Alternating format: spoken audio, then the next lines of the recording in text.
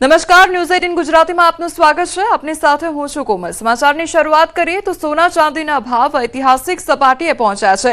1,63,000 પર પહોંચ્યું છે સોનું, ત્યારે ચાંદીના ભાવમાં 3,36,000ને પાર પહોંચી ચૂક્યા છે।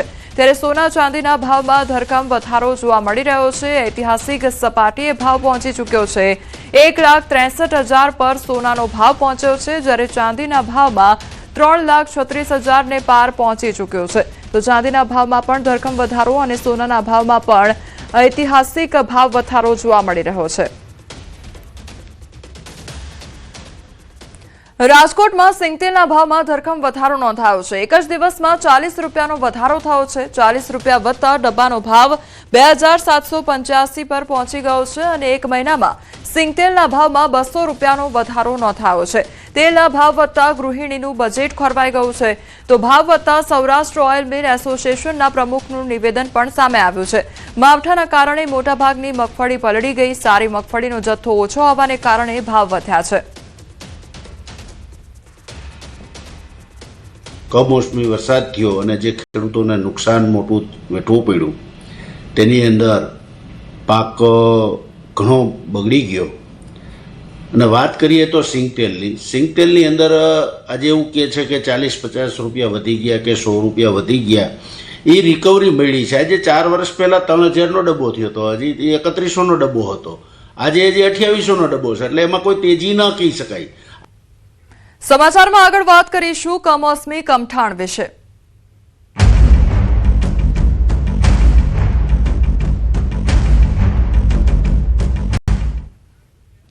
વેસ્ટર્ન ડિસ્ટર્બન્સના કારણે કમોસમી કમઠાણ જોવા મળી રહ્યું છે। વીજળીના કડાકા સાથે વરસાદની શક્યતા સેવાઈ રહી છે।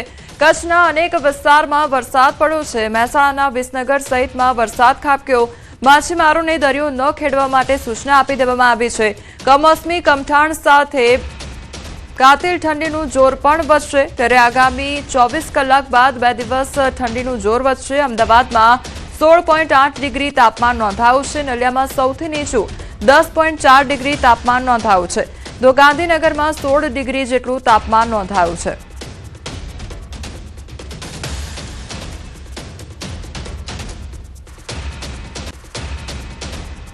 બનાસકાંઠા જિલ્લામાં ઠંડીનો ચમકારો જોવા મળ્યો છે। ઠંડી વચ્ચે બનાસકાંઠાના વાતાવરણમાં એકાએક પલટો જોવા મળ્યો। આજે વહેલી સવારથી જ ઠંડીનો પારો ગગડ્યો છે। સમગ્ર જિલ્લામાં વાદળછાયા વાતાવરણની સાથે ફૂંકાતા ભારે પવનના કારણે ઠંડીમાં અચાનક વધારો થયો છે। કાતિલ પવનના સુસવાટાથી લોકો થરથર ધ્રુજી ઉઠ્યા છે અને જનજીવન પર તેની વ્યાપક અસર જોવા મળી રહી છે। ઠંડીથી બચવા માટે લોકો હવે ગરમ વસ્ત્રો અને તાપણાનો સહારો લઈ રહ્યા છે। વહેલી સવારે રસ્તા ઉપર અવરજવર ઓછી જોવા મળી રહી છે, જ્યારે ગ્રામીણ વિસ્તારોમાં લોકો ઠેર ઠેર તાપણા કરી ઠંડી ઉડાડવાનો પ્રયાસ કરી રહ્યા છે। બીજી તરફ ખેતી પાકો પર પણ આ વાદળછાયા વાતાવરણની અસર થવાની ભીતિ સેવાઈ રહી છે। કમોસમી વરસાદની આગાહી વચ્ચે ભારે પવન અત્યારે ફૂંકાઈ રહ્યો છે। આપણે સીધા જ દ્રશ્યો બતાવીશ કે આ ધાનેરા થરાદ હાઈવે છે। આ દ્રશ્યોમાં જોઈ શકો છો કે એટલો ભારે પવન ફૂંકાઈ રહ્યો છે અને ઠંડી પણ વધી છે અને લોકો આ ઠંડીથી બચવા માટે અત્યારે તાપણાનો ઉપયોગ કરતા નજરે પડી રહ્યા છે। ચાની ચુસ્કી પણ લઈ રહ્યા છે અને તાપણાનો પણ ઉપયોગ કરી રહ્યા છે। વહેલી સવારથી જ ભારે ઠંડી જોવા મળી રહી છે। કેટલો પવન છે અને કેવી ઠંડી છે? ખૂબ જોરદારીથી પવન છે, ખૂબ વધારે છે ઠંડી। આજ તો ઠંડી ખૂબ જ લાગે છે, એના કારણે કાકા દિવસ વહેલી સવારથી જે ભારે પવન ફૂંકાઈ રહ્યો છે તેને લઈને લોકો જે છે ઠંડીથી બચવા અવનવા ઉપાયો પણ કરી રહ્યા છે। ગરમ કપડાં પહેરી રહ્યા છે, તે ઉપરાંત ચાની ચુસ્કી પણ લઈ રહ્યા છે। આજે વહેલી સવારથી કેટલો પવન છે અને કેવી ઠંડી? આજે સવારથી વહેલા લગભગ 6 વાગ્યાથી પવન ચાલુ થઈ ગયો। જબરજસ્ત પવન ચાલુ છે અને ઠંડી પણ કડકડતી ચાલુ થઈ ગઈ છે। એના માટે હવે ચાની ચુસ્કી લઈએ છીએ અને બેઠા છીએ તાપણું કરીને। આમ વહેલી સવારથી પવન શરૂ થતા અને વધુ ઠંડી હોવાથી તેની સીધી જ અસર જનજીવન પર પડી રહી છે। કિશોર તુવર, ન્યૂઝ 18 ગુજરાતી, બનાસકાંઠા। સમાચારમાં હવે આગળ વાત કરીશું બરફ વર્ષા વિશે।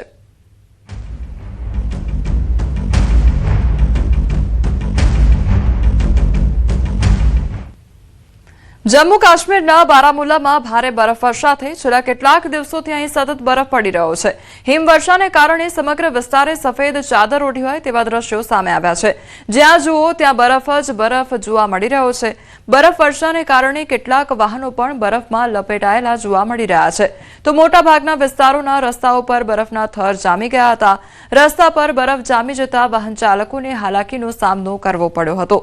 તો સતત બરફવર્ષા થઈ રહી છે, જેના કારણે ચારે બાજુ બરફ જ બરફ જોવા મળી રહ્યો છે. જ્યાં નજર કરો ત્યાં બરફ જ બરફ જોવા મળી રહ્યો છે. બારામુલ્લાના દ્રશ્યો સામે આવ્યા છે કે જ્યાં રસ્તાઓ પર બરફના થર જામી ગયા છે. લોકોના ઘરો પર પણ બરફ જામી ગયો છે. બીજી તરફ જે વાહનો જોવા મળી રહ્યા છે તે વાહનો પણ બરફની ચાદરમાં લપેટાયા હોય તે પ્રકારના દ્રશ્યો સામે આવી રહ્યા છે. આ તરફ જમ્મુ કાશ્મીરનો રામબન વિસ્તાર બરફથી ઢંકાઈ ગયો છે. સતત હિમવર્ષા થતા અહીં કેટલાક દિવસોથી બરફ પડી રહ્યો છે. જો કે આજે બરફ પડવાની તીવ્રતા વધુ જોવા મળી છે, જેના કારણે રામબન વિસ્તારમાં રસ્તાઓ પર બરફના ઢગલા જોવા મળ્યા. ભારે હિમવર્ષા થતા વાહન ચાલકોને હાલાકીનો સામનો કરવો પડ્યો. બીજી તરફ પ્રવાસીઓ હિમવર્ષાનો આનંદ લેવા માટે ઉમટી પડ્યા હતા.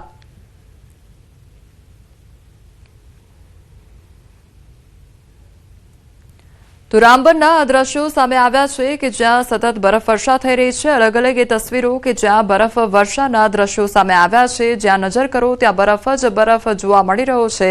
ચારે બાજુ જાણે બરફની ચાદર પથરાઈ હોય તે પ્રકારના આ દ્રશ્યો સામે આવ્યા છે. એક તરફ પ્રવાસીઓ છે જે મજા માણતા નજરે પડી રહ્યા છે અને મોટી સંખ્યામાં પ્રવાસીઓ ઉમટી રહ્યા છે. બીજી તરફ વાહન ચાલકો કે જેમને હાલાકીનો સામનો કરવો પડી રહ્યો છે, કારણ કે તમામ જે વાહનો છે તે પણ બરફની ચાદર માં લપેટાયા હોય તે પ્રકારના દ્રશ્યો જોવા મળી રહ્યા છે.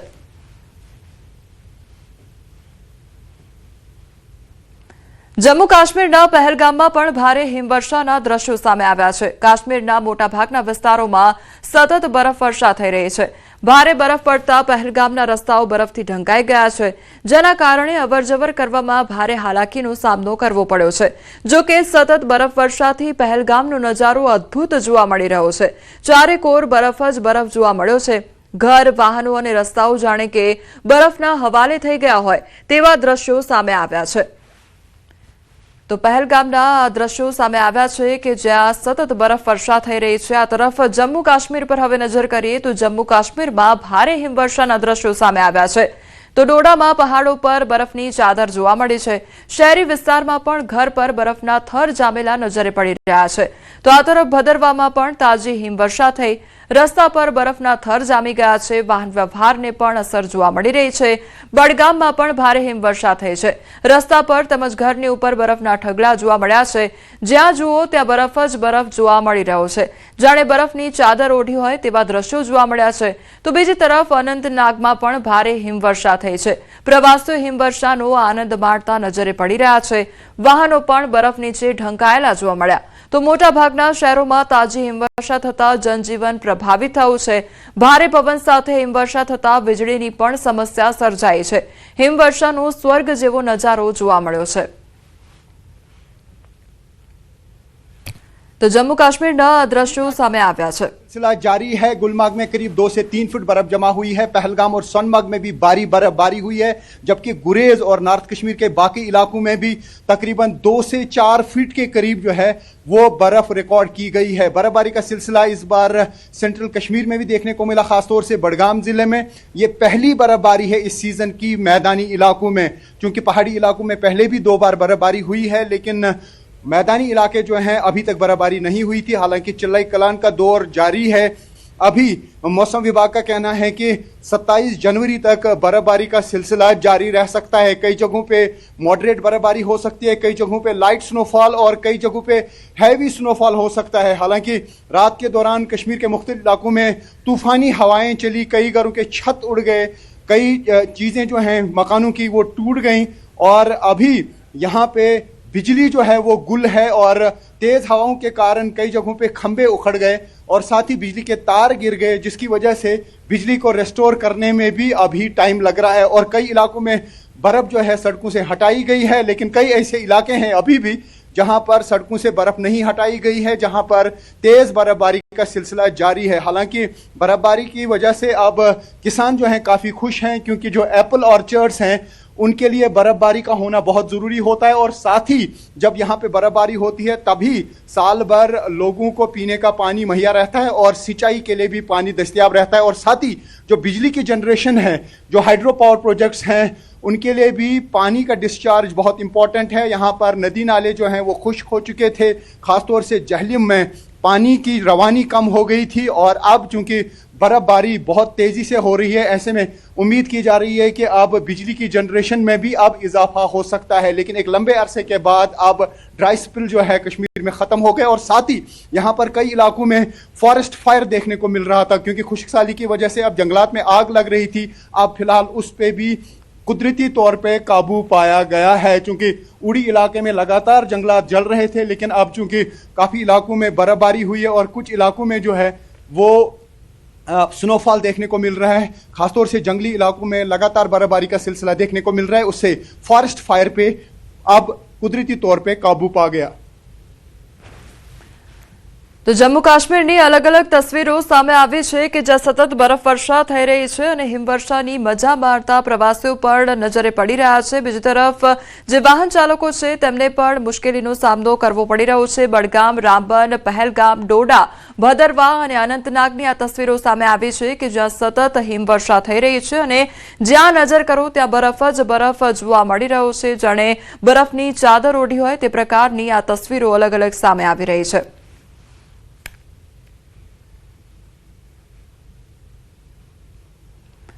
ઉત્તરકાશીમાં બરફવર્ષા ન થઈ હોવા છતાં હર્ષિલ ખીણ અને નેલાંગ ખીણમાં ભારે ઠંડી પડી રહી છે।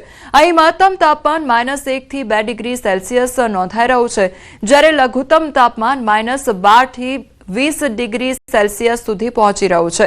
નેલાંગ ખીણની આ તસવીરો જ્યાં દિવસોમાં આખો વિસ્તાર બરફથી ઢંકાયેલો હતો, પરંતુ હિમવર્ષા પછી પણ આ ખીણમાં નદીઓ, નાળાઓ અને પીવાના પાણીના સ્ત્રોત થીજી ગયા છે। ઠંડીથી રક્ષણ માટે બોનફાયર એકમાત્ર સાધન છે, તો સૈનિકોને પીગળેલા બરફનો ઉપયોગ કરવો પડી રહ્યો છે।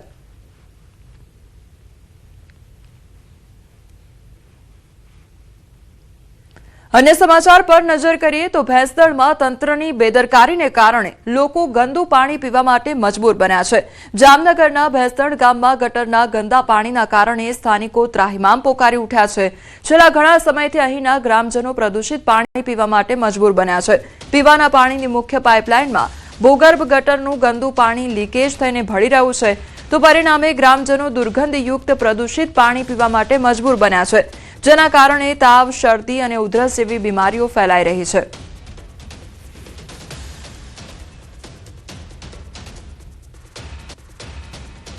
અને એ પાછી અમારે પાણી પીવાનું, એ પાણી પીને માંદા પડી એટલે અમે દવા લેવા તો જાવી, એમાં તો ફેર નથી, તો શું કઈ અમને કઈ દઈ દેવાના છે લોકો, અને કઈ ધ્યાન તો દેતા નથી કઈ, એટલે કઈ આ થઈ જશે પછી આટલું કેટલો ટાઈમ હલાવવાનું। તો ગામના આરોગ્ય કેન્દ્રની બિલકુલ સામે જ ગટર ઉભરાઈ રહી છે, જેના કારણે સારવાર માટે આવતા દર્દીઓને ગંદકી અને દુર્ગંધનો સામનો કરવો પડી રહ્યો છે।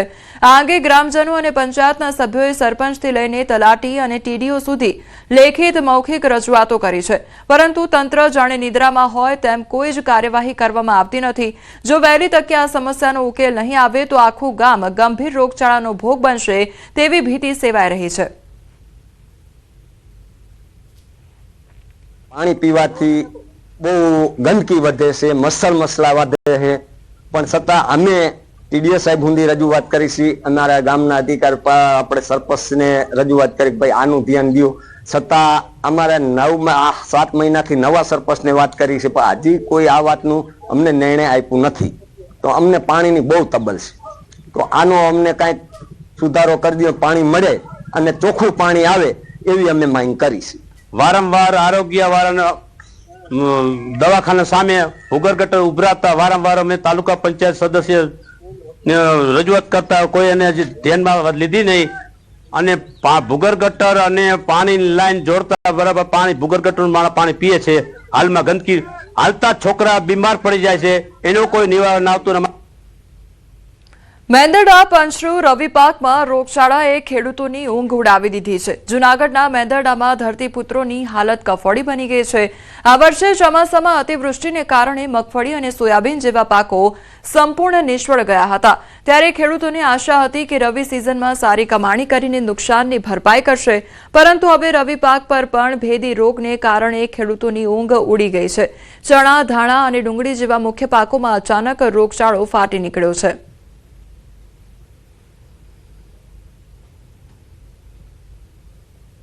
સિઝનમાં ધાણા, ચણા, ઘઉં તેમજ ડુંગળીનું વાવેતર કરેલું, પણ છતાંય તેમાં અમુક પ્રકારનો રોગ આવી ગયો છે. હવે એ રોગ કઈ પ્રકારનો હોય કાંઈ એમાં ખબર પડતી નથી. દિવસે ને દિવસે મોલ પહેલાં લીલો હતો, પછી ધીરે ધીરે પીળો થવા માંડ્યો અને પછી એમાંથી સુકાવા લાગ્યો.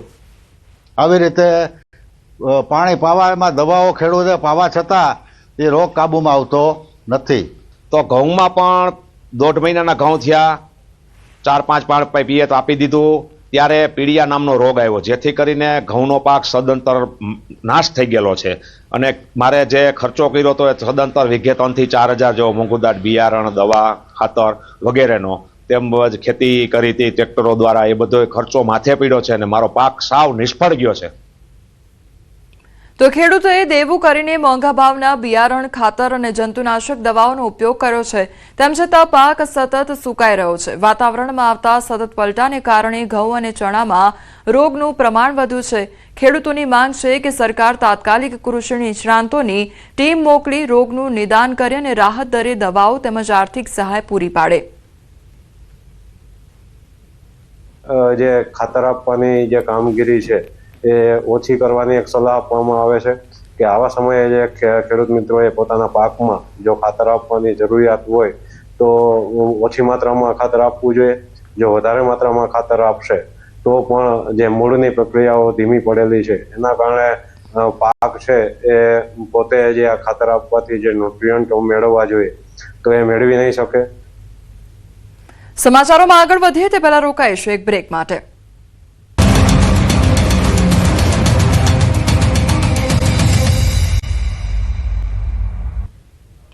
બ્રેક બાદ આપનું સ્વાગત છે. સમાચારમાં આગળ વધીએ તો શિક્ષણના ધામમાં વિદ્યાર્થીઓ પાસેથી મજૂરી કરાવવામાં આવી રહી છે. છોટાઉદેપુરના બોડેલીના ઓરવાડા ગામની પ્રાથમિક શાળામાં બાળકો પાસે સફાઈ કરાવવામાં આવી હતી. વિદ્યાર્થીઓ પેન્સિલને બદલે સાવરણા પકડવા માટે મજબૂર બન્યા છે, તો હાથમાં સાવરણા લઈ વિદ્યાર્થીઓ પાસે સફાઈ કરાવવામાં આવી છે. વિદ્યાર્થીઓ કચરાપેટી ઉપાડીને દૂર કચરો ફેંકવા માટે મજબૂર બન્યા છે. શિક્ષકોએ માથે ઊભા રહીને બાળકો પાસે મજૂરી કરાવડાવી છે.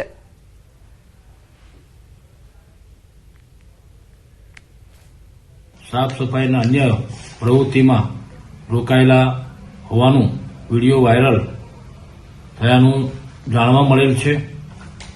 તાલુકા પ્રાથમિક શિક્ષણાધિકારી બોડેલી મારફતે જરૂરી તપાસ કરી અને સંબંધિત શિક્ષકો પાસે જે કંઈ આવું કૃત્ય કર્યાનું જાણવા મળેથી એમની સામે અમે યોગ્ય શિક્ષાત્મક કાર્યવાહી હાથ ધરીશું.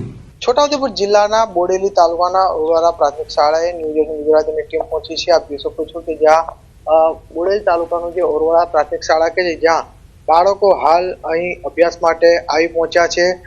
મહત્વની બાબતો એ છે કે જ્યારે બાળકો અભ્યાસ માટે સ્કૂલે પહોંચતા હોય છે ત્યારે તેઓને હાથમાં ચોપડા હોવા જોઈએ કે તેઓ ભણી શકે, પરંતુ આપ તસવીરમાં જોઈ શકો છો કે જે રીતે બાળકો જે છે તે હાલ સાવેણી હાથમાં છે અને સફાઈ કરી રહ્યા છે. જે બાળકો જે સ્કૂલે આવતા હોય છે, ભણવા માટે આવતા હોય છે, પરંતુ આપ જોઈ શકો છો કે નાના નાના જે ભૂલકાઓ જે છે આ રીતે ડબલાની અંદર કચરો લઈને બહાર નાખવા પણ જઈ રહ્યા છે.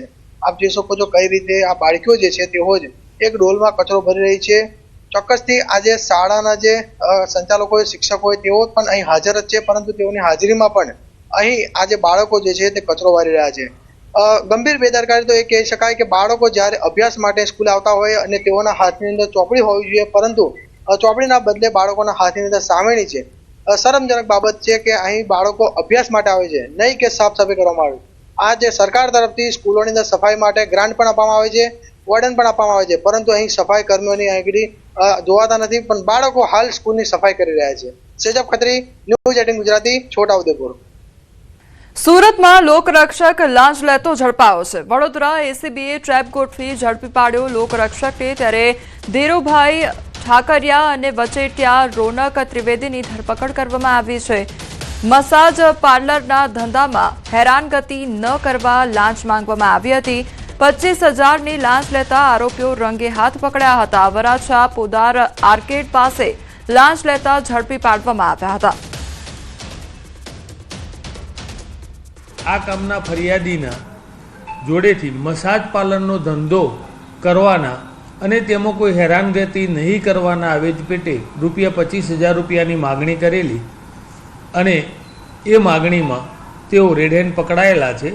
એ બંને વિરુદ્ધ કાયદેસર કાર્યવાહી હાથ ધરી આગળની તપાસ હાથ ધરવામાં આવેલી છે. આજે વસંત પંચમીની દેશભરમાં ઉજવણી થઈ રહી છે. ત્યારે ઊંઝા સ્થિત ઉમિયા માતાજી મંદિરે પણ વસંત પંચમીની ભવ્ય ઉજવણી થઈ. સંવંત 1887માં આજના જ દિવસે હાલના મંદિર પર સોનાનો કળશ સ્થાપિત કરવામાં આવ્યો હતો. તેથી દર વર્ષે આ દિવસે અહીં નવીન ધજા આરોહણ થાય છે અને આ પ્રસંગે મોટી સંખ્યામાં ભક્તો દર્શન માટે ઉમટી પડે છે. આ વર્ષે પણ ભક્તોનું ઘોડાપુર ઉમટ્યું. તો પરંપરા મુજબ હવે પછીના 3 પક્ષ સુધી માતાજી શ્વેત વસ્ત્રોમાં જ ભક્તોને દર્શન આપશે.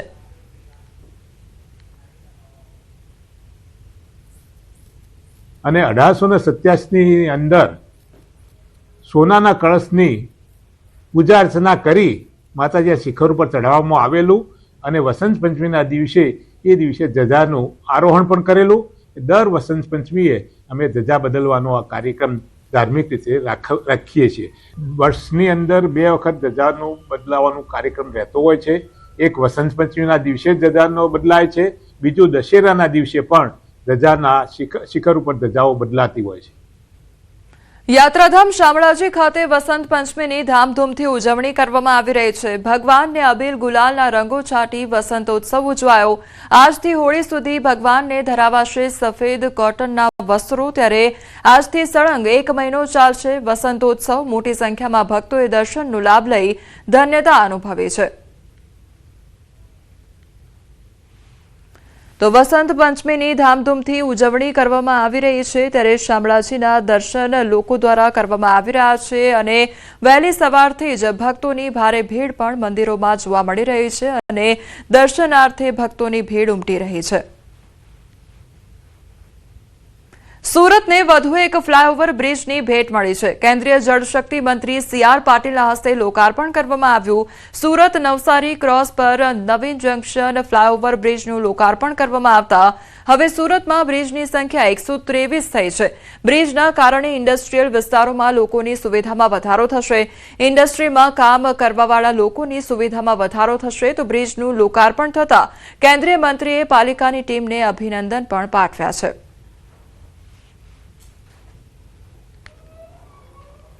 રાજ્યમાં સતત અકસ્માતોની સંખ્યામાં વધારો થઈ રહ્યો છે અને તેની પાછળ વાહનોમાં ગેરકાયદેસર રીતે લગાવવામાં આવતી અનધિકૃત હેડલાઇટ પણ જવાબદાર છે. ત્યારે આ મામલે રાજ્યના વાહન વ્યવહાર વિભાગે કડક વલણ અપનાવ્યું છે. તમામ આરટીઓને આવા વાહનો સામે કાયદેસરની કાર્યવાહી કરવાની સૂચના આપવામાં આવી છે. સૂચનાઓના પગલે અમદાવાદ આરટીઓ દ્વારા સરપ્રાઇઝ ચેકિંગ શરૂ કરવામાં આવ્યું છે. અમદાવાદના જુંડાલ ટોલ પ્લાઝા નજીક આરટીઓ ઇન્સ્પેક્ટર સહિતની ટીમે ચેકિંગ હાથ ધર્યું, જેમાં ગેરઅધિકૃત હેડલાઇટો લગાવેલા વાહનો સામે દંડનીય કાર્યવાહી કરવામાં આવી. સાથે જ વાહનોમાંથી આવી લાઇટો સ્થળ પર જ દૂર કરાવવામાં આવી.